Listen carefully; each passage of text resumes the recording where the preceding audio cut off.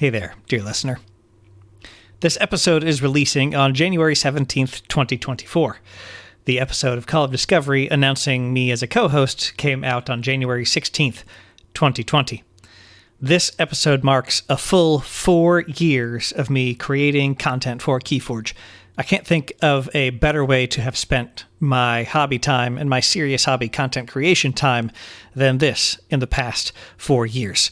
And if you heard the end of the previous episode, you know that this episode, number 35, is the final episode of KeyForge Public Radio. I've picked up a number of additional community roles in the past year or so here in my town, as well as trying to get up and running a small business based on content marketing and podcasts. This show does take a lot of time and headspace to execute on it the way that I want to, thus the decision to go ahead and sunset it. That being said, I am very excited for what KeyForge has upcoming in 2024, and couldn't think of a better way to land the plane here on KeyForge Public Radio than interviewing BoardGameGeek's own Candice Harris. And you're gonna see why during this episode. Not only is Candice an amazing person, she actually dropped some news about BoardGameGeek and KeyForge through the episode, so keep your ears peaked for that. The KeyForge Public Radio website and social media accounts will continue to exist, and if I need to share my opinion on things, I will publish a blog post or take to social media if I want to celebrate things happening in KeyForge in my local scene or chat about KeyForge in those places. So I will still have a presence there. However, this feed will go quiet simply to get me a little bit more breathing room with the business and with the other things going on in my life. So stay in touch. Keep enjoying KeyForge. And one last time, let's get sweaty.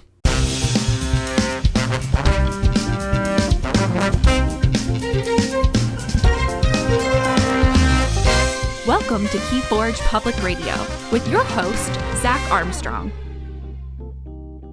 Hello, dear listener, and welcome back to KeyForge Public Radio. As usual, I'm your host, Zach Armstrong.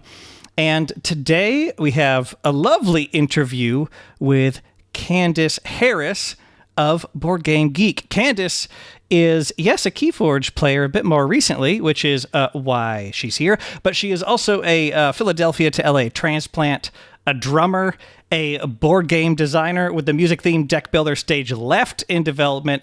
She was dubbed by Rob's Tabletop World the future of wargaming, and unfortunately for her shoulder, she might be the future of KeyForge too. Well, that's probably a plurality of the nerd world she's taking on there.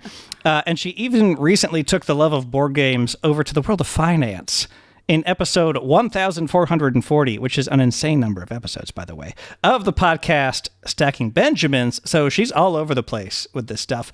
And she hosts the Board Game Geek podcast and has interviewed all sorts of board game royalty, including Elizabeth Hargrave, Paula Deming, Monique from Before You Play, Corey Konitska, Isaac Vega, and many others previous, and many more to come.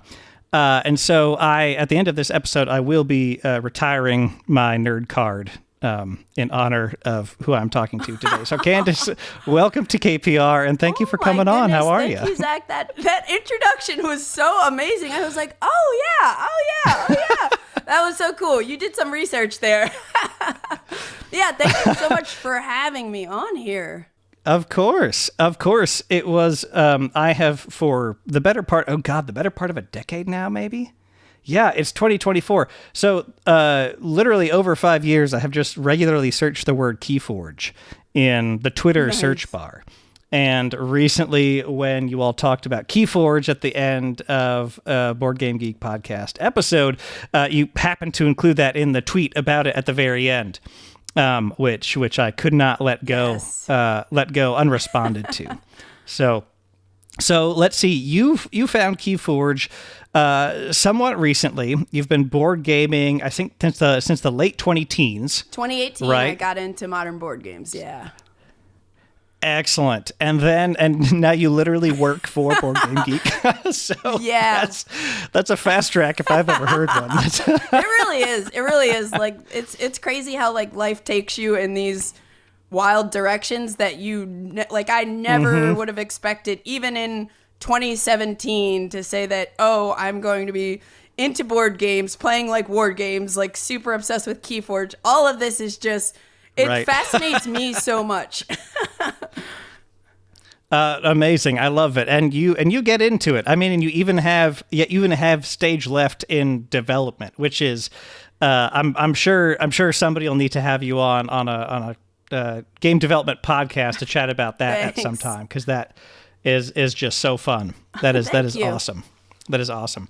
And I do have to credit you, because whenever I see people talk about KeyForge online, Candice, I often give a lot of grace for them getting just small things wrong here or there about the game. But when you introduced KeyForge on episode 32 of the Board Game Geek podcast, you got everything right in your 5-minute description. Oh, thank you. I don't even remember what I said, but thank you so much. I'm glad I got it right. Yeah. Yeah, and it was a deeply board gamer description, because you used the word tableau as you described putting things, onto the board. I was like, oh, she's deep in it. I mean, obviously so, but if you're calling it a tableau, that's fantastic. Okay, so Candice, tell me a little bit about your first time playing KeyForge. When you did that, what were the circumstances around it, and then what was the thing that gave you the strongest impression during those first couple of games? Sure. So first of all, I realized, especially in the past, I would say year plus, that I just love 2-player card dueling games. And you mentioned I work for BGG. I'm a media creator, and that has kind of afforded me all these opportunities to discover things that I didn't even realize how much I would love. And, one of the things I do is I'll go to conventions and I'll try to find things, because I'm either covering in BGG News or now on the podcast. So I'm trying to find things, not only that I'm oh, I know I'm going to love that, but I'm trying to think of the bigger audience of hey, that could be neat to someone. And so I ended up at PAX Unplugged 2022, meeting with Justin Gary and checking out SoulForge Fusion. And and it didn't it didn't look like something that I was going to be ooh, but I played it and I was like, I love this game. It's so awesome. So I got really excited about it, got some decks, was into that. And I was watching a lot of Team Covenant videos, and that kind of, they kept saying fab this, fab that. And I was like, what is fab? So then... Yeah. What's fab? Are they trying to be Gen Z over there? Because they're not. So that led me to discover Flesh and Blood. And then I started playing Flesh and Blood, and I was like, ooh, I love this game. For whatever reason. Well, I guess I know the reason. I had traveled to Asia in March of 2023, or at late February, for a little over 2 weeks. And at that point, I was kind of took a break from a lot of board games and Flesh and Blood. And that trip, so when I came back, I was kind of focused more on my game, which is super cool, is signed now. And What? My God. Congratulations. I haven't really said much publicly about it, but yes, my game is signed. Wait, Candice, are you breaking this on KPR? I mentioned it briefly on the last BGG podcast. I haven't given much details, and I won't right now, because I'm waiting for artwork to be done on the box cover. Then I'll kind of. But yeah, it's super exciting that I'm doing that too. So I was kind of focused on that as soon as I got back, and kind of fizzled a little on Flesh and Blood. Not with my excitement, but just I wasn't playing it as much. With your time, attention, But when I got into Flesh and Blood, Derek Porter, who's the video editor for BGG, he edits a lot of Game Night. He helps me edit. He cuts my interviews that I do with my Game Designer interview series, Cardboard Creations. Derek has been playing KeyForge for a while and loves KeyForge. Nice. And when he saw that I was into SoulForge and Flesh and Blood, he's like, oh, I really want to learn Flesh and Blood, but he's like, I want to teach you KeyForge. So we were like, okay, let's bring some decks to BGG Spring. So he brought KeyForge to BGG Spring. We didn't get to sync up and play it. So, it was this ongoing thing that seemed like it was longer than it really was. But then fast forward to fall of 2023, Derek brought his KeyForge decks again and was like, hey, look, and I'm like, we're going to do it. We're going to play it. I had heard about this thing, KeyForge. I had friends who got into it years ago, pre-pandemic, but I was just like, okay, cool. I'm glad you're enjoying that. I don't know what it is. You know, I saw it, but it just didn't like attract me or whatever. You know, it wasn't the right time for me to like really get into it, I guess. Right. So Sure, Derek, sure. the night before BGG Con 2023 started, Derek and I sit down and we're like, let's play KeyForge. So we play this first game of KeyForge, and I don't even think we got to finish it. Like, we got to like one person forging 2 keys, and then we had to like run off to something else or Sure. But it was Okay. enough of a taste that I was like, ooh, this is so cool.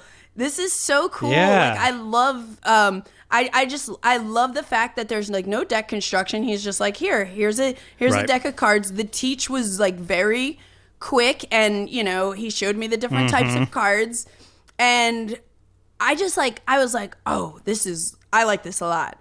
So then Yeah. later that week, my partner Matt flew in, and I was like, we're like, let's teach him so that like we can play together. Played it again, and I think Absolutely. I ended up playing it like 3 times there. And so that first game was, I believe, November 14th. And I have not stopped thinking about KeyForge since then. I have been just like craving to play it every day. I try to play it every day. And yeah, I think there's just like a fun factor that like soaked me in. But the other thing that like really hit me is that, you know, I got into Ashes Reborn too, but like you have these games where it's like, I'm just trying to reduce your life to 0. You're trying to reduce my life to 0. Don't get me wrong. Like I love that too, but I love this idea of we're trying to get this resource, this amber, to forge these keys, and it's like this tension, this race that's happening, and all these different cards we have from these different types of houses. We're trying to find clever ways to like outsmart our opponent to do this faster, and that just like I freaking love it. So that's kind of like that's gosh. what led Yeah, up to that's awesome. my first game, and yeah, it just hooked me in immediately. That's awesome. The Mario Kart instead of Mortal Kombat feel, I think, gets a lot of people. Even That's a great way to say even it, though yeah. in some right Mario Kart instead of Mortal Kombat, right? There's that wildness right. to it too, right? And some that feel, even though philosophically in some ways those life to 0 games are a race in a different way. It is racing to like do that damage to your opponent, because you could reverse it and say, I am like building my life points to 20 or to 40, and it just the instant I get there, then like I'm done. But KeyForge really takes in the even though philosophically you could be similar that way, KeyForge 1 really, it feels really different with it being a race, and with you reap for the amber, you gather it that way. And then I think one part that helps it feel really good is gating the victory condition through keys. Yes. Right? Because even in Magic, like if you're playing some format where it's allowed and you hit some famous, one-turn kill, or this can happen with certain Flesh and Blood builds, you go from a moderately high life number to 0, like you can do it in one turn, right? Or in a handful of cards.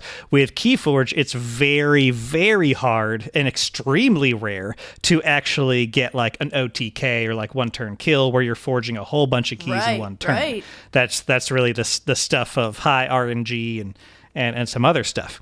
So there's a lot more built-in room for that pacing and for people to respond in that Mario Kart way where you get to throw shells at each other. Because one of my first worries is that it would be a bit solitaire, but there's just so much of that Mario Kart throwing crap at each amazing. other it's just wild.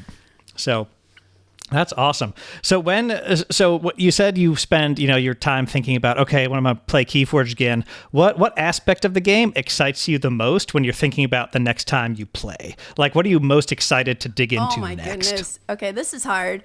So I think.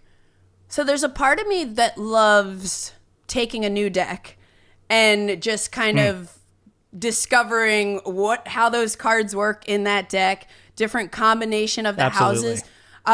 part of that is exciting, but also I feel like I've had so many close games where we will have this like, oh, I got a key, you got a key, I got a key, you got a key, oh, what's gonna happen? Oh, you know, like that excites me and makes me want to like keep playing again. I also had after so you'll find a couple things kind of funny, but literally the day I flew back from BGGCon, I had to run to the UPS store to return something, and the UPS store is not far from my friendly local game store. It's Game Time in LA, and I was like, nice.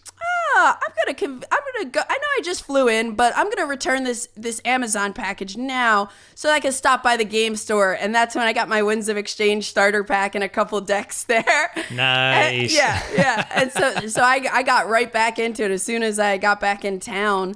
And so my partner Matt and I were playing. And we're playing a game, and as it turned out, he was playing with a very high SAS deck, but I didn't know anything about SAS at that point. Sure. Yeah. The age of innocence, we call it. and he ended up, you know, he was playing, and he had 2 keys. I had no keys. And you know what? I just was like, how can I, like, this is not great, but I'm still in it. I'm still fighting, which is another thing I love about KeyForge, even though like Matt and I are both like very similar level. Now I'm more experienced than him, but like the fact that someone with like not that much experience can sit down with, you know, if you play sealed or something with someone who has a lot of experience, you still have a chance, you know. It's not like playing Twilight Struggle, where if you play with someone who's been playing for 10 years and it's your second game, you're not going to win, you know. Right, that's right. Yep. But Matt, oh, these Olympics sound fun. But Matt ended up, so he had these 2 keys, and then next thing you know, I got a key and I did something and I won the game, and it was so funny because he thought he had sealed the deal. Yeah, he thought he had it. He got a little comfortable, and at this point, you were asking. I was like, "What was the question?" You were asking me like, "What kind of keeps me coming back?" Yeah. What's pulling you back? It's those moments. I definitely have kind of like when I find something I like, kind of an obsessive personality. If you couldn't tell that, sure. There's been some evidence online. So like I kind of go deep with things that I like. Like the same thing happened. Like with music, because like music was my primary hobby for so many years, and it's like when I discovered I love the Mars Volta, like I want to know every other album that every member of that band played on. I'm going to listen to those, and you just keep funneling down. So that's kind of you know, it's partially that discovery of I want to keep like learning more about all these houses, and I want to like understand cards. And they're just like really fun, exciting moments. And I'll tell you one other thing to add to that. During the holidays, I was kind of like not in a great like headspace. I was kind of keeping to myself and wasn't being social. Like, you know, most people are like, oh, I'm gaming a bunch over the holidays. No, Candice was kind of home, not feeling great, but what I was doing, besides organizing my KeyForge decks and sleeving, because that was just somehow like kind of therapeutic for me, but I was starting to play, I would play 2-handed solo. So I was kind of, and that was fun, because it's like, oh, I don't have anyone to play with right now. So I just wanted to check out some of my decks. So I would play 2-handed solo and just play them the best, you know, to the best of the ability, their each hand's ability. And like when I would draw cards back, I wouldn't look at them for the other side kind of thing. And I had this moment even with 2-handed solo where, and this is my high SAS deck, I think, where I had the card that says, it's a Mars card that says gain an amber for each card in your archive. And I had 4 cards in my archive, so I got 4 amber. Then I had the card, I think it's the Ironix Mars guy that you can deploy, and then all of a sudden ready each of its neighbors.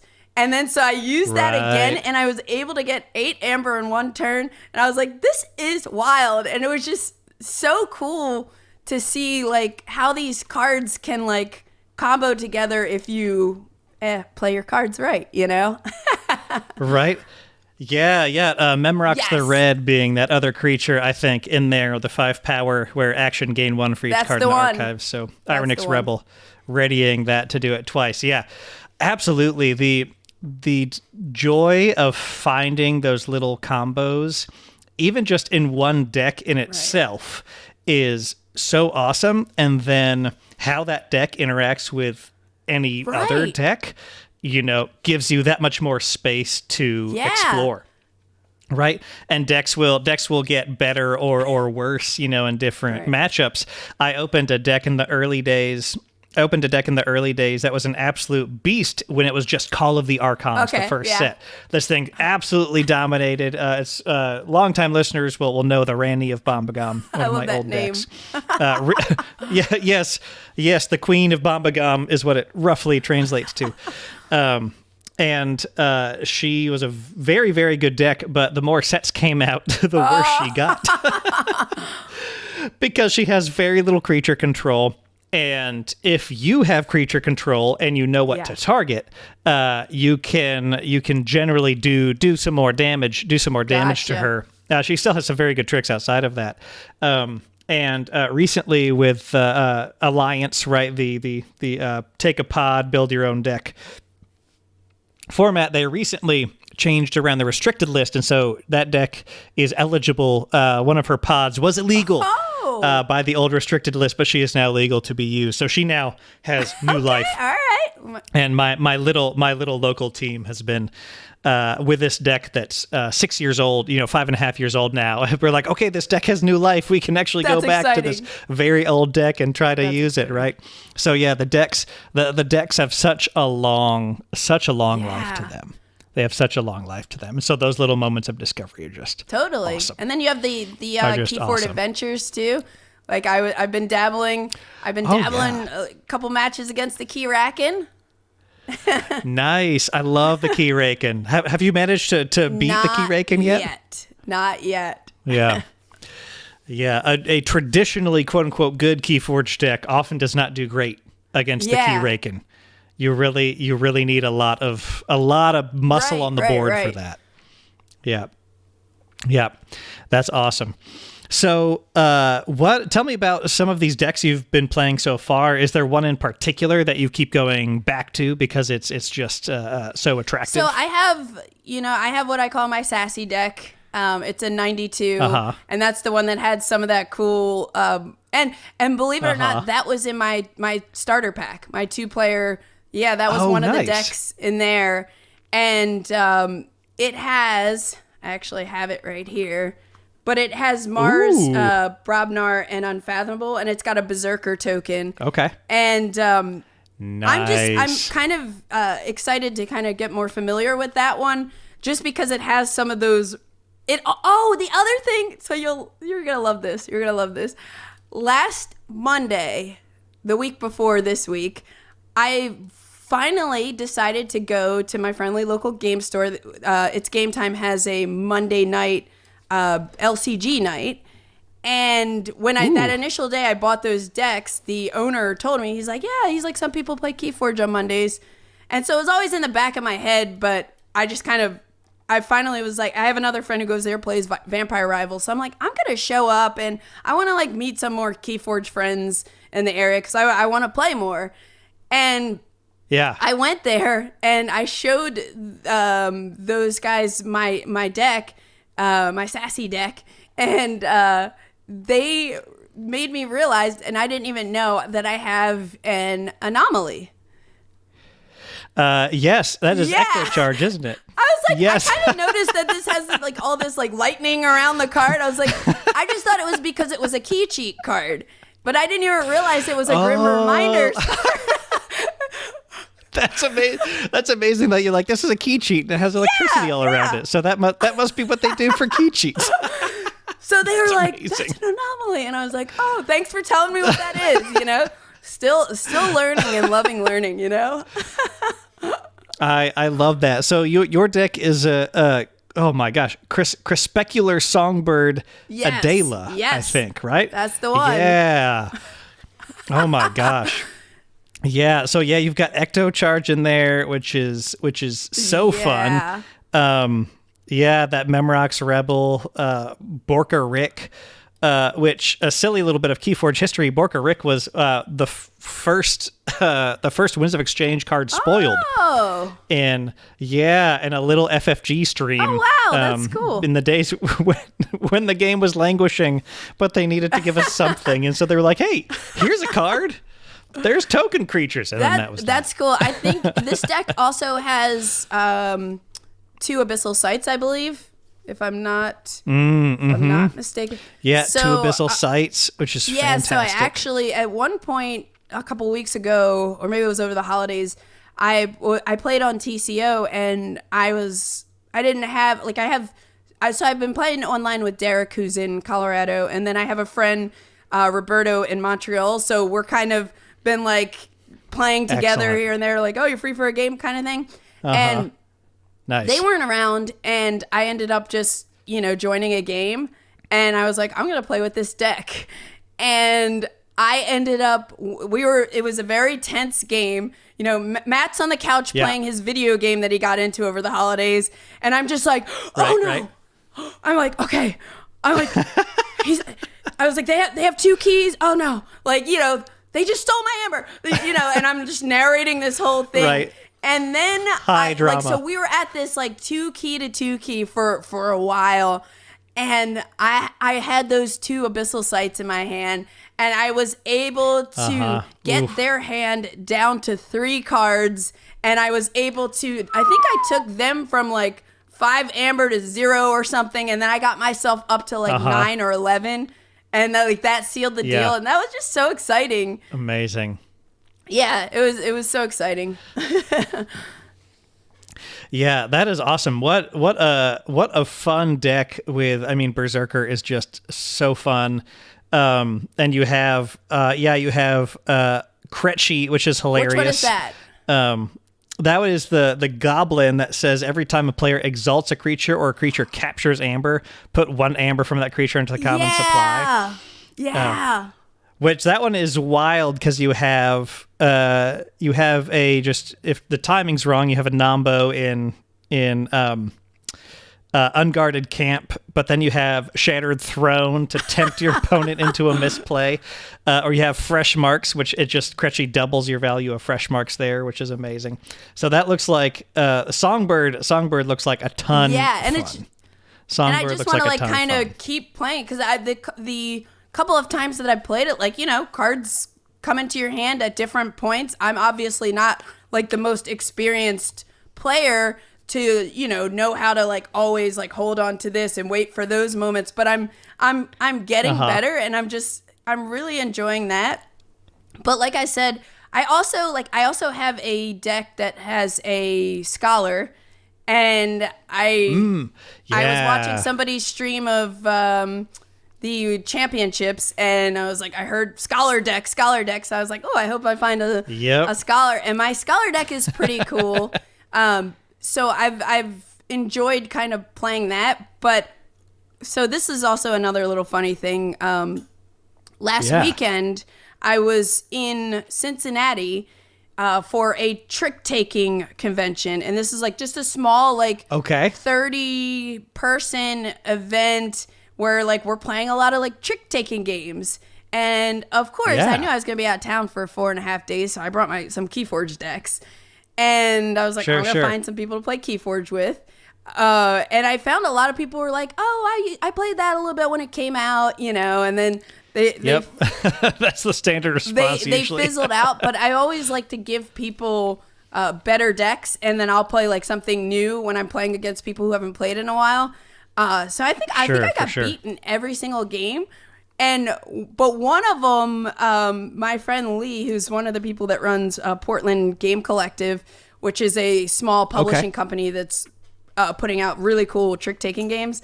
But he and I just had this really fun game where we're just getting excited and laughing about everything that's happening on both sides of the table.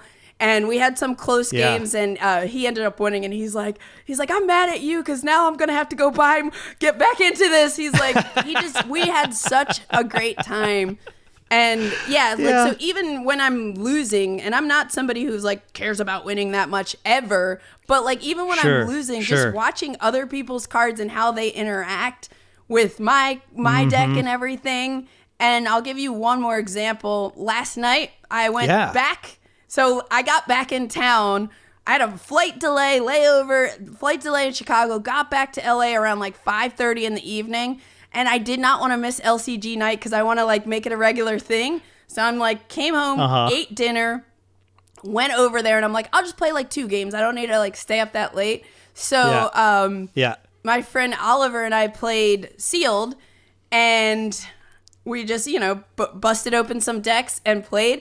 I ended up getting a deck that has the Brocken band. So I had all, the Holofest. Oh my gosh, yep. And it was just so funny because his deck had Equidon and I don't remember, and Unfathomable. And he was doing things where I would like put all the band out, and then he's like does something and like they're all gone, they're wiped. It's a card that puts them back on the top of my deck in a random order. Oh, yes, Maelstrom. Yeah. So then I'm like, okay, I'm drawing back the band. Band comes back out. Something else happens. It was just like there were so many funny moments. Right. He was just trying to accurately simulate the life of a musician. Yeah, and at some point the drummer and the keyboardist started their own like side project, and it was just the 2 of them. Right. But yeah, it was a blast. It was a blast. And I'm glad I went because I'm like, I want to make it a habit of going every week, and yeah, absolutely. KeyForge is one of the most consistent producers of that solving a puzzle high that I chase as a board gamer. Yeah.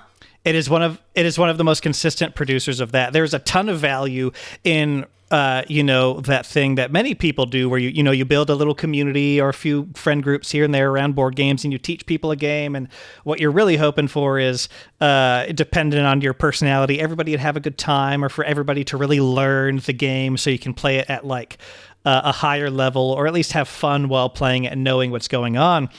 KeyForge is one of the quickest and then most rewarding paths to regularly playing a match that I feel is entertaining, where I made intelligent choices and I enjoyed it, whether I lost or I won. 100%. The other cool thing about going on Monday night the first time, so I met 2 new KeyForge mates, but one of them, Logan, went to KFC and had Grim Reminders decks. So I got to play Grim Reminders last week. And I was like, that's so cool. So I discovered the anomaly, made new friends, and got to play Grim Reminders. Yeah. So it was very exciting. Oh, that's awesome. Yeah, I have one precious Grim Reminders deck so far. I learned a terrible story that somebody tried to send me a second one, a dear KeyForge friend, and it got lost in the mail. Did it get sent back, hopefully? It didn't. It didn't. Man. This person started to ask questions once I released the podcast about Bialfi, my one deck, and they were like, Zach said he only has one Grim Reminders deck. But I sent him one, and it said it was delivered in December, so it was very sad. But I think Grim Reminders, if Bialfi is any indication, is going to 2 things that this deck has taught me. One, I do really enjoy Winds of Exchange, but oh my gosh, it was a relief I didn't know I needed to not have to do the mental load work around token creatures. Where I talked about this on a KPR episode, where it's, if I make a token creature, I am getting a definite effect of putting a creature into play for the cost of maybe tokenizing the thing I really need in this matchup. And so I either roll the dice on that, or I do the conservative thing and I just toss or don't use the token maker, which feels bad to not use a card, right? And so I love Winds of Exchange, but moving back to a set where you don't have to make that decision mental 5 to 50 times a game was so good. And I think Grim Reminders is going to be even more full of the discovery of all of the little combos as you go. because of like the scrap mechanic and the discard icons, introducing kind of a new version of like efficiency in your deck, right? And crafting your hand, looking at how much of what house is where and making decisions based on that. The timing of you being haunted or making your opponent haunted and what cards you have to interact with. That. It is really, really cool. Yeah. So did you get to play with that Grim Reminders deck a bit? Yes. And it was, nice. So Tell me about that. I learned, well, what was the card that I had? I'm not going to remember because it had Geistoid. But one thing I realized is that like with Grim Reminders, I feel like we're going to need to know our decks well, because there's a lot of like pull a card from your discard pile. And I'm like, I don't know which one I want. Yeah. Don't know what's in here. I have to reread all of these. So I felt like, being that I was not familiar with the deck at all, like it was taking me a while when some of those effects were happening. And I'm like, that'll get better when you know your deck and you know the cards. And for sure. But it was really cool.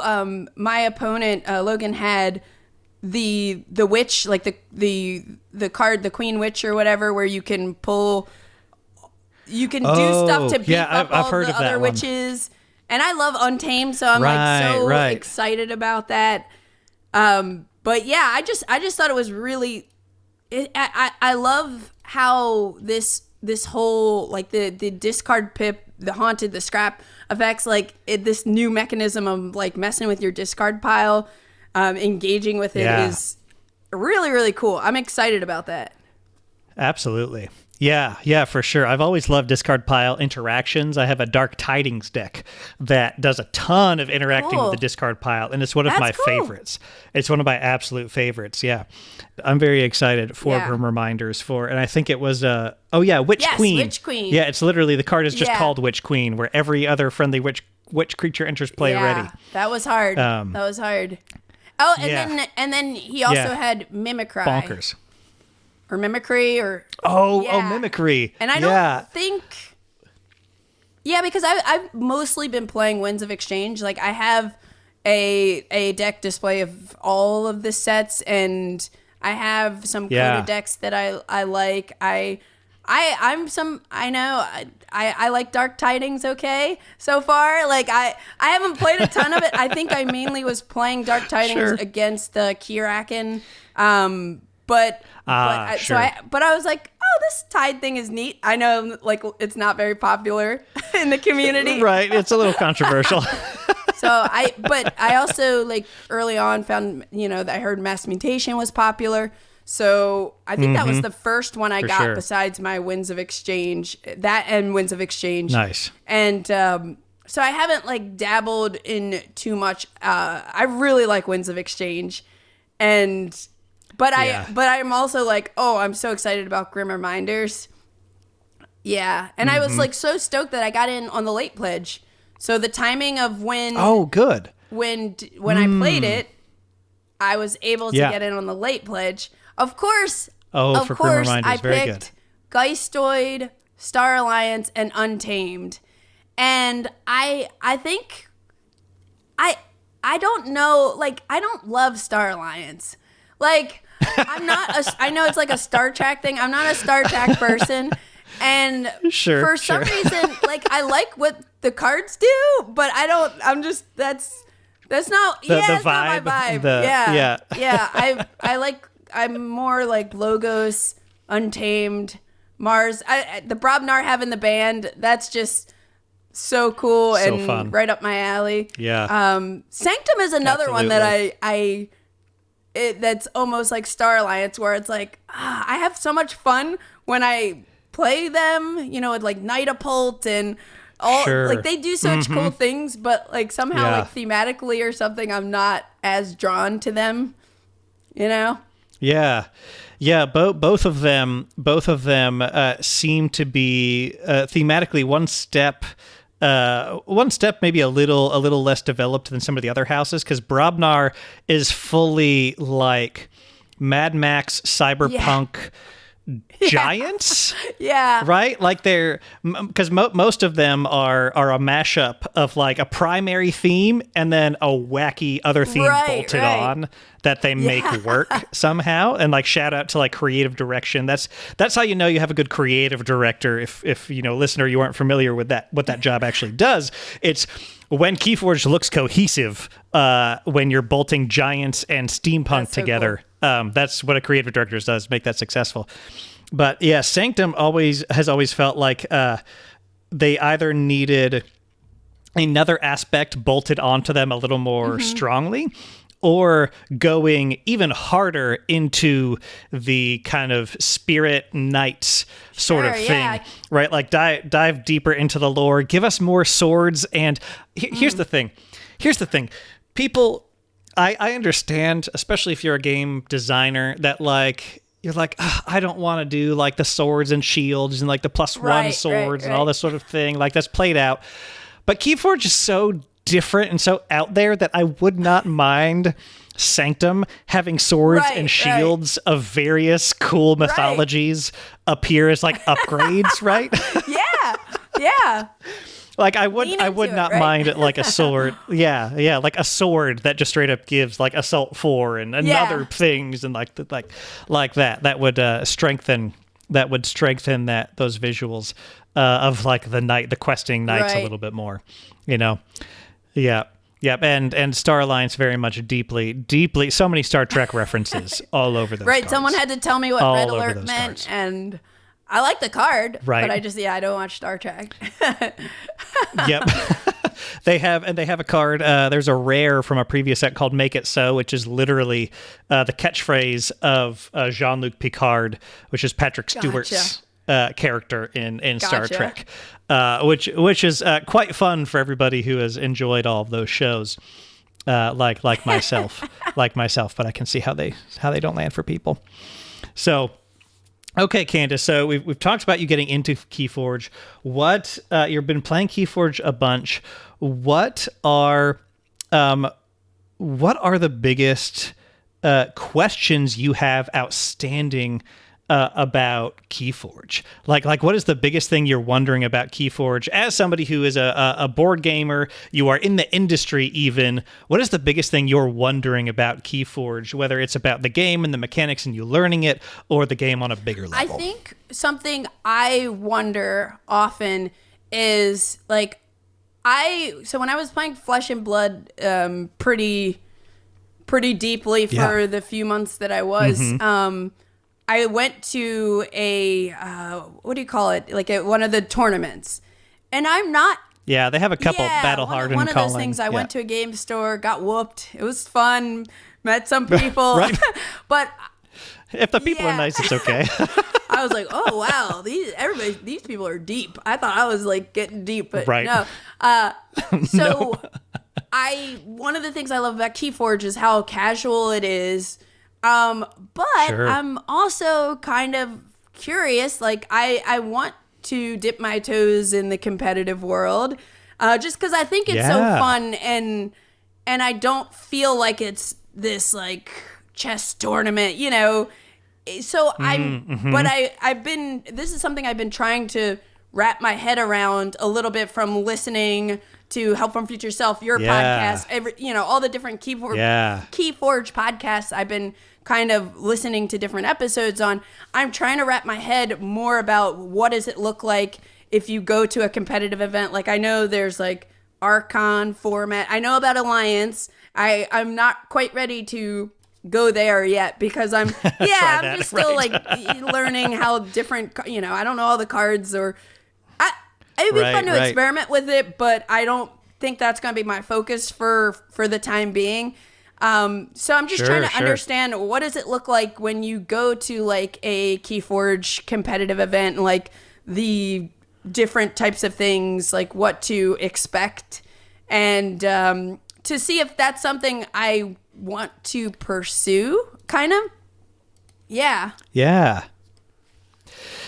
that is a great thing to wonder. And the two things I will say is that the KeyForge community, and you will do nothing but add to this, Candice. The KeyForge community is just such an inviting community, even at like the highest levels of play. People are just many people in the community prioritize being kind to one another. And I'm seeing that already just from going to LCG night, you know. I'm seeing that already. Yeah. And talking to you and Sydney and like, I'm glad. It's really cool. So that spirit is kept up there.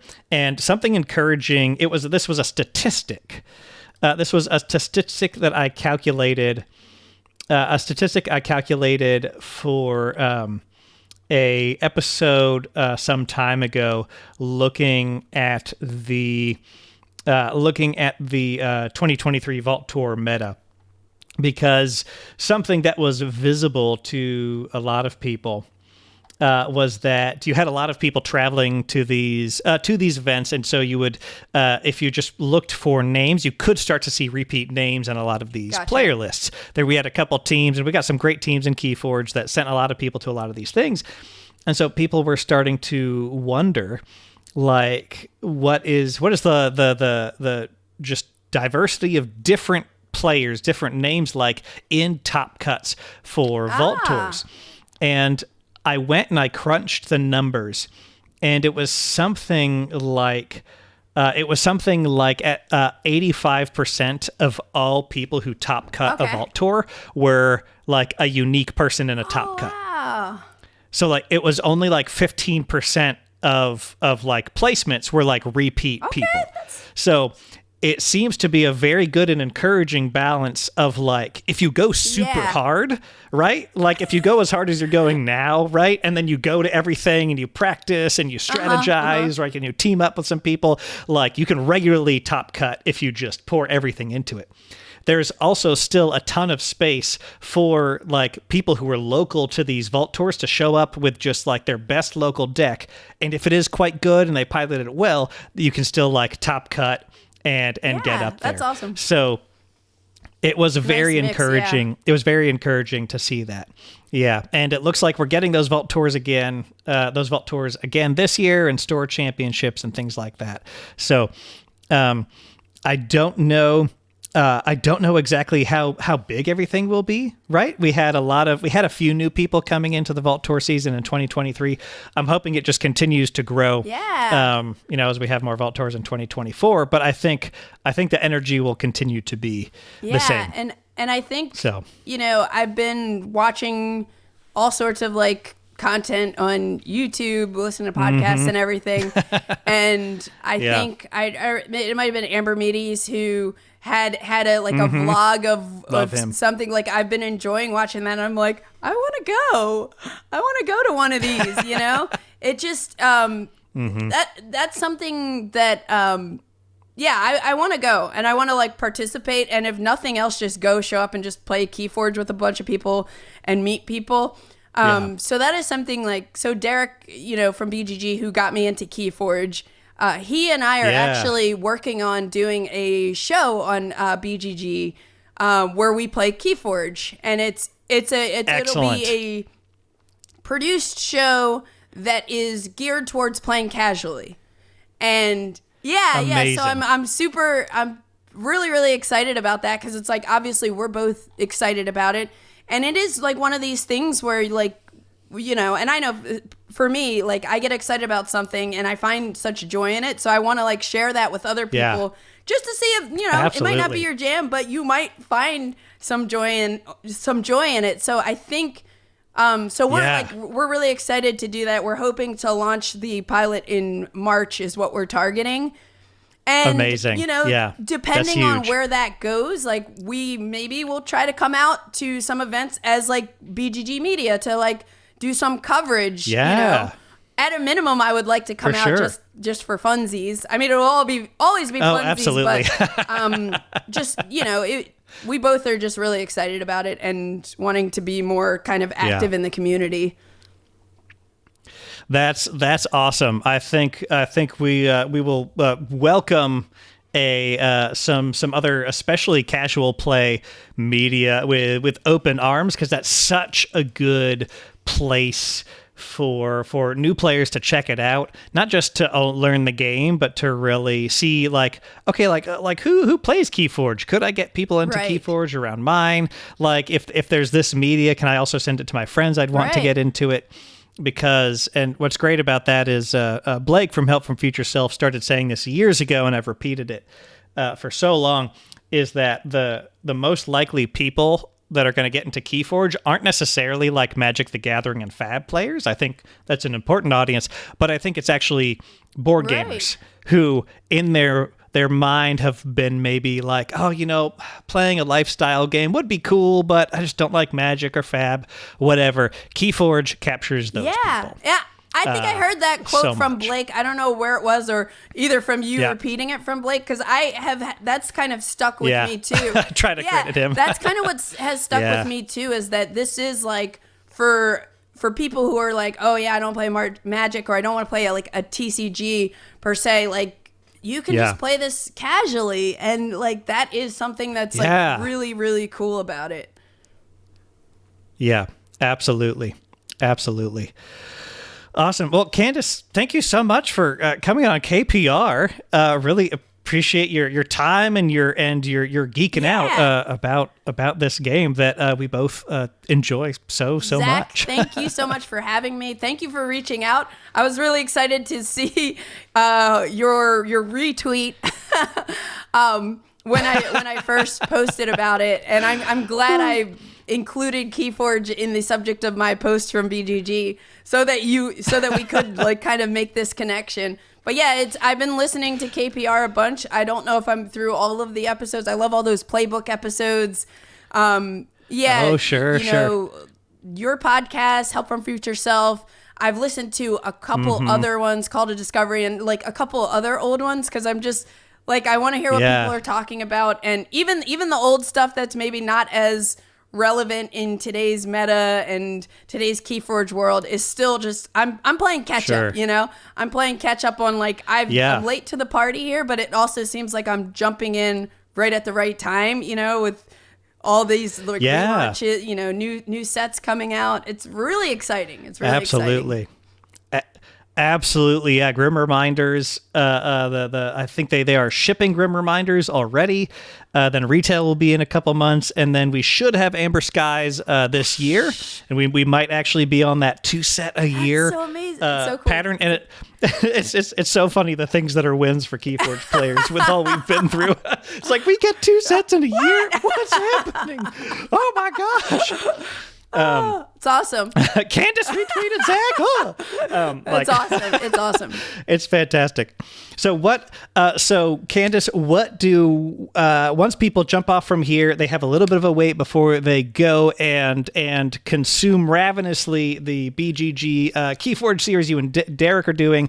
What do they need to go consume from the Board Game Geek podcast and Board Game Geek right now after they listen to this episode? Where are we sending them next? After this episode, I would say that's a good question. So I'm doing a lot of things, and I talk about like a lot of different games and everything. But the BGG podcast, I'm trying not to overwhelm people with too much KeyForge talk, though. I'm like, I just kind of want to keep talking about it. But yeah, look out. I would say look out for. I don't want to drop the name of what we're thinking about calling the show until it's like set in stone. That's okay. But there will be something coming. I will try to. I don't know how many KeyForge players are active on BGG, but I contribute to BGG News, and so at some point when we drop it, when we launch it, it will be on the front page of BGG probably for a couple days. So if you pop in there. Nice. I am Candy Drum on there. We'll also like tweet or X or whatever from the BGG account when we launch it. So that'll probably be the thing to look out for. But if you're interested in hearing me talk about board games or interview game designers, I do the BGG podcast and Cardboard Creations. Right. Excellent. Well, thank you so much, Candice, and I'm sure, dear listener, you're going to be hearing her on all of those things, and so thank you for joining us. Zach. I really appreciate it. Zach from the future here. That was a fantastic interview, and again, thank you so much to Candice for jumping on. Candice mentioned in that interview that tentatively BoardGameGeek will be launching a KeyForge casual play series conducted by her and another BoardGameGeek staff member. It is difficult to overestimate how important that kind of media will be to growing KeyForge. So, if you're listening this far into KeyForge Public Radio, I will ask of you this one thing. When that comes out in whatever form, YouTube, wherever it's hosted, put it on repeat, send it to all your friends, comment all the kinds of positive things you can underneath on that piece of content. Because BoardGameGeek and Candice creating that kind of content for KeyForge will absolutely be one of the major things that attracts board gamers back to KeyForge in 2024. So, if you take any action related to KPR, if you've ever followed me on social, if you ever thought about supporting the Patreon but didn't, this is the one thing I ask, is that you go absolutely ham on supporting Candice's KeyForge media efforts coming out of BoardGameGeek. For the last time, this is Zach Armstrong of KeyForge Public Radio, signing off.